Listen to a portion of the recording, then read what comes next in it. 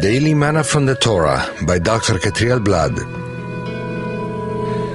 Shalom everyone, welcome to the second Aliyah of Parashat Korach, Shaved.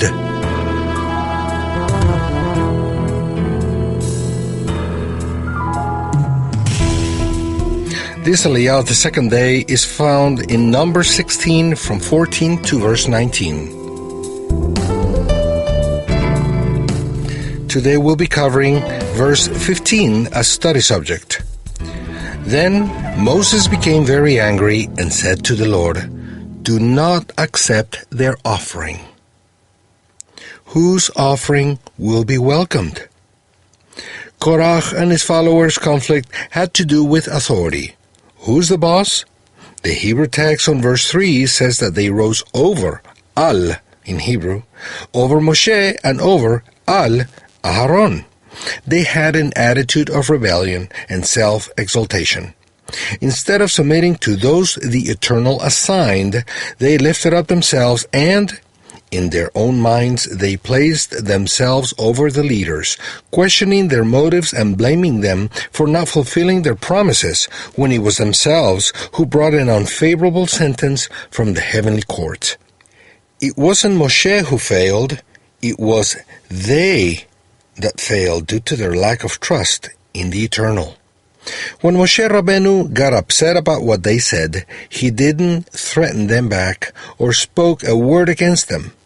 He was able to control his character in the middle of his anger, and in that critical moment, he turned to the Eternal. It was the best he could have done. He asked the Eternal not to accept their offering, which they were going to bring the next day, in order to make evident that they weren't chosen as priests and that the path to power is not the result of pushing others around. If Korach and his followers would have been accepted as priests instead, or with Moshe and Aharon, it would have been a disaster for the people. This kind of leadership, full of envy, rivalry, criticism, lies, rebellion, and self-exaltation, would have taken the entire people to their ruin. In other words, Moshe was asking, "Deliver us from such a leadership." Moshe asked the Eternal not to accept their offering because their attitude was not the correct one. The one who approaches the Eternal can't do it with an arrogant spirit, but with fear and tremor. If the Eternal would have accepted the rebels' offering, he would have approved their rebellion. One can't mock the Eternal. If one approaches him, he has to be willing to submit to his rules and not tell him what to do. Moshe's prayer was in agreement with the Eternal's justice. He couldn't accept a fool's offering. In Ecclesiastes 5:1 it's written, "Walk prudently when you go to the house of God, and walk near to hear rather than to give the sacrifice of fools, when they do not know what they do is evil."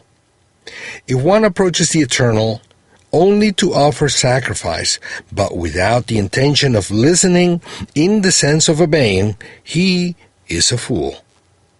In Psalm 66, verse 18, it's written, "If I regard iniquity in my heart, the Lord will not hear." Dear disciple of the Messiah, be careful not to rise above the Eternal's assigned leaders. You don't have to agree with everything they say and do, but that doesn't give you the right to rise above them. Do as Moshe did. In example, when you see injustice, speak to the Eternal and pray that He does justice. Don't take justice in your own hands. Don't speak against the leaders you consider to be in error, nor speak against those who rise above your leadership. Speak to the Eternal and let Him judge. He sets and takes away leadership positions. Don't try to take advantage of the Eternal by presenting offerings to Him. That's dangerous. If you practice fornication, lying, or theft, don't ask for healing for your body or blessings in your economy. Don't bring offerings in order to be accepted or rewarded.